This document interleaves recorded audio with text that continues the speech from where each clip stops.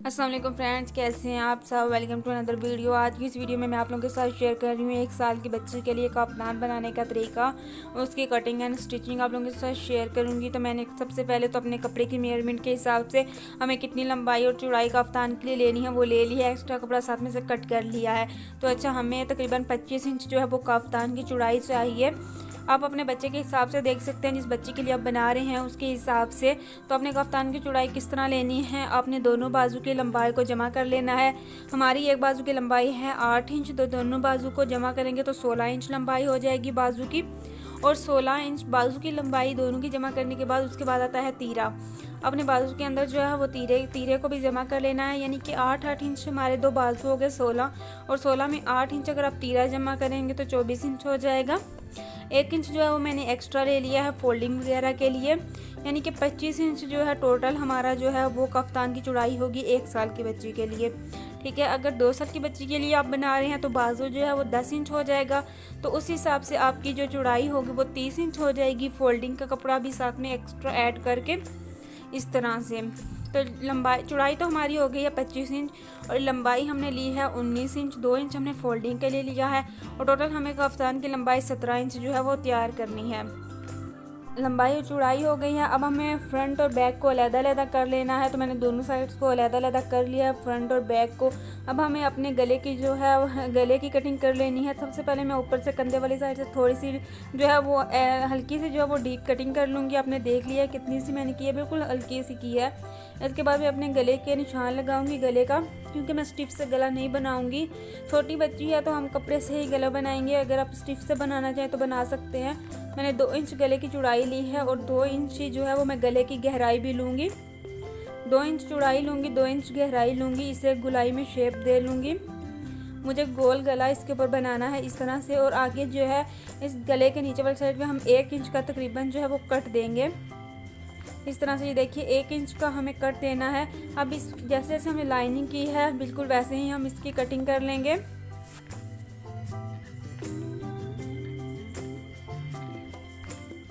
तो guys, front side की cutting करने के बाद अब हम बैक साइड की कटिंग भी कर लेंगे। फ्रंट साइड को हमने बैक साइड के ऊपर बिल्कुल बराबर रख लिया है, और जिस तरह से हमने फ्रंट साइड से की थोड़ी सी कटिंग की थी डीप, बिल्कुल वैसे ही हमने बैक साइड की भी उसके बराबर कर लिया। दोनों को बिल्कुल बराबर कर लिया है हमने। और अब हम बैक साइड के गले की कटिंग करेंगे। बैक साइड का गला जो है चौड़ाई में तो आपने फ्रंट साइड का जितना ही रखना है, लेकिन गहराई में जो है वो हम कम रखेंगे फ्रंट साइड से। इस तरह से ये देखिए मैंने निशान लगा लिया चाक की मदद से, और फ्रंट साइड को अलहदा करके मैंने इसकी भी कटिंग कर ली है। ये देखिए अब दोनों गलों की कटिंग हो गई है, फ्रंट की भी और बैक साइड की भी। लेकिन अभी हमने जो है इसके अंदर फोल्डिंग के लिए जो कपड़ा लगाना है उसकी कटिंग करेंगे। फोल्डिंग के लिए जो कपड़ा आपने लगाना है एक्स्ट्रा, उसको इसी तरह से जैसे मैंने डबल किया है बिल्कुल वैसे ही डबल करना है। और अपनी शर्ट जो आप बना रहे हैं कफ्तान या कोई भी शर्ट, उसे उसके ऊपर जो आपने पहले गला कट किया है उसके ऊपर रख के बिल्कुल उसके बराबर जो है वो अपने गला कट कर लेना है। दोनों का साइज़ अपने बिल्कुल बराबर जो है इक्वल जो है वो कट करना है इस तरह से। ये देखिए मैंने एक्स्ट्रा कपड़ा रख के अंदर वाला हिस्सा कट कर लिया है। अब मैं बाहर वाला हिस्सा आप किसी भी डिज़ाइनिंग में कट कर सकते हैं, गोलाई में कट कर ले, चौरस पीस कट कर ले। तो मैं कफ्तान है और मैं फ्रंट साइड का गला बना रही हूँ, तो मैं इसका चौरस पीस जो है वो कट करूँगी। मैं सेम इसी तरह से गले के ऊपर लगाऊंगी और इसे इसी तरह से फोल्ड करूँगी। ठीक है, ये ज़्यादा अच्छा लगेगा।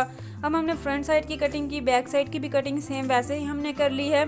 कटिंग करने के बाद अब हम इसे सिलाई करना स्टार्ट करते हैं। कफ्तान की कटिंग हो गई है कंप्लीट। इस तरह से इस कपड़े को इसके ऊपर रखेंगे और सिलाई लगा के इसके साथ इसको अटैच कर लेंगे। सिलाई लगाने के बाद आपने इसे अंदर वाली साइड पे फोल्ड कर लेना है। फोल्ड करके जो है इसके ऊपर सिलाई लगा देनी है। सिलाई लगा के इसे कवर कर लेना है, और बिल्कुल फ्रंट बैक साइड की तरह जो है वो अपने फ्रंट साइड को भी इसी तरह से जो है वो गले को बनाना है जिस तरह से आपने बैक साइड का बनाया है। बैक फ्रंट साइड पे हमने जो कट दिया था उसके अंदर हमें एक तरह से एक हुक लगानी है। हम फ्रंट साइड पे जो है वो एक बटन लगाएंगे तो काफ़ी अच्छा लगेगा। अगर आप बटन नहीं लगाना चाहते हैं तो आप यहाँ पर डोरी भी लगा सकते हैं। इस तरह से अपने हुक को अंदर वाली साइड पे दरमियान में रख लेना है। फोल्डिंग के लिए जो आप कपड़ा लगा रहे हैं और अपनी शर्ट के दरमियान में आपने इस तरह से हुक को रखना है। दरमियान में रखने के बाद आपने इसके ऊपर सिलाई लगानी है। जैसे जैसे हमने इसकी कटिंग की है बिल्कुल वैसे ही जो है वो हम इसके ऊपर सिलाई लगा लेंगे। सिलाई लगाने के बाद हम सीधा करेंगे। सीधा करने के बाद अपने इसे फोल्ड करना है। फोल्ड करके इसके सिलाई लगा लेनी है। तो ये देखिएगा हमारा फ्रंट और बैक का गला बन गया है। इस तरह से हमने दोनों के ऊपर सिलाइयाँ लगा ली हैं। मैंने इन्हें प्रेस किया है ताकि आपको अच्छे से जो है वो नज़र आ जाए। प्रेस कर लिया मैंने, सफाई आ गई है, नीटनेस आ जाती है प्रेस करने के बाद। अच्छा, गला बनाने के बाद अब जो है हमने अपने कद्दू को अटैच कर लेना है आपस में, इस तरह से बिल्कुल बराबर रखेंगे और इस साइड पे भी सिलाई लगाएंगे और इस साइड पे भी सिलाई लगाएंगे।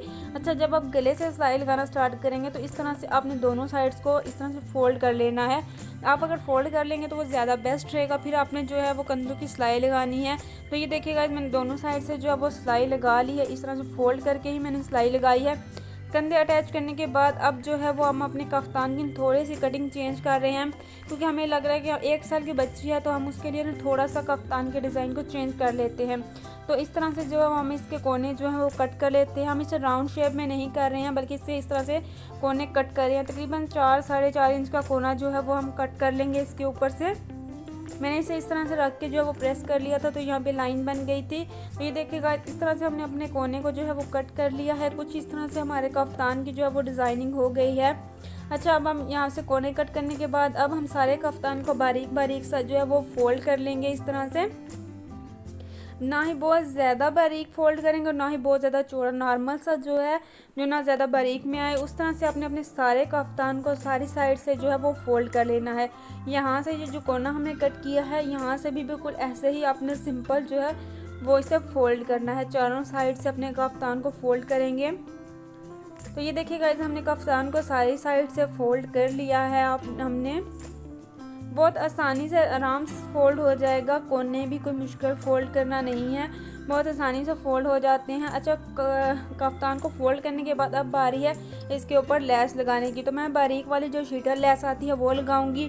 हमें कफ्तान की सारी साइड पे लेस लगानी है, फ्रंट पे भी और बैक पे भी। तो ये देखिए गाइस, हमने लेस लगा ली है अपने फ्रंट साइड पे भी और बैक साइड पे भी। मैं दोनों साइड से आपको दिखा रही हूँ। ये देखिए पूरे कफ्तान के ऊपर हमने लेस लगा ली है। तो लेस लगाने के बाद अब हम इसके ऊपर लगाएंगे इलास्टिक। अगर आप इलास्टिक लगाना चाहते हैं तो लगा ले, वरना इलास्टिक के पार्ट को जो है वो आप अंदर से स्किप भी कर सकते हैं। तो मैं इस पे लाजमी इलास्टिक लगाऊंगी क्योंकि 1 साल की बच्ची है तो ईजी रहेगा इलास्टिक वाला कफ्तान। तो आपने सबसे पहले अपनी बॉडी की मेजरमेंट कर लेनी है। तो अगर हम फ्रॉक बनाते हैं तो उसकी बॉडी हम 6 से 7 इंच रखते हैं, उस हिसाब से आप निशान लगाएंगे। मैं तकरीबन 7.5 इंच पे जो है वो निशान लगा रही हूँ कि मुझे 7.5 इंच पे जो है वो इलास्टिक लगाना है। अच्छा, निशान लगा लिया है। उसके बाद मुझे इलास्टिक यहाँ से 3 इंच का निशान लगाऊंगी। ये देखिए यहाँ से 3.5 इंच का गैप रखा है मैंने। सेम इसी तरह से इस साइड से भी जो है वो मैं 3.5 इंच का गैप रख रही हूँ। अच्छा, जो 3.5 इंच का दोनों साइड से मैंने गैप रख लिया है उसके दरमियान में जो है वो हमें इलास्टिक लगा लेना है। यानी कि 16 इंच का जो हिस्सा है हमारा दरमियान वाला, वहाँ पे हमें इलास्टिक लगाना है। तो मेरे पास ये वाला चौड़े वाला इलास्टिक है तो मैं ये लगाऊंगी। आप अगर बारीक लगाना चाहते हैं तो वो भी लगा सकते हैं। इस तरह से हमने दरमियान में ये इलास्टिक जो है वो लगाना है।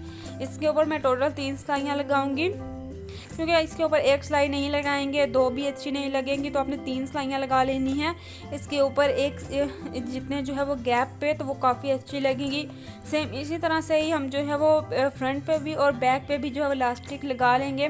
बैक साइड पे भी जो है वो मैंने निशान लगा लिया है बिल्कुल फ्रंट साइड के जैसा ही। तो फटाफट से दोनों इलास्टिक जो हैं वो अटैच करते हैं कफ्तान के साथ। तो ये देखिए गाइस, बैक साइड पे और फ्रंट साइड पे दोनों साइड पे इलास्टिक लग गया है। मैंने आपको खोल के भी दिखा दिया है। ये देखिए बिल्कुल जैसे जैसे मैंने निशान लगाए थे उन्हीं के दरमियान में मैंने जो है वो इलास्टिक अटैच कर लिया। तो ये देखिए गाइस, सीधी साइड से जो है वो हमारी सिलाइयाँ भी नज़र आ रही हैं।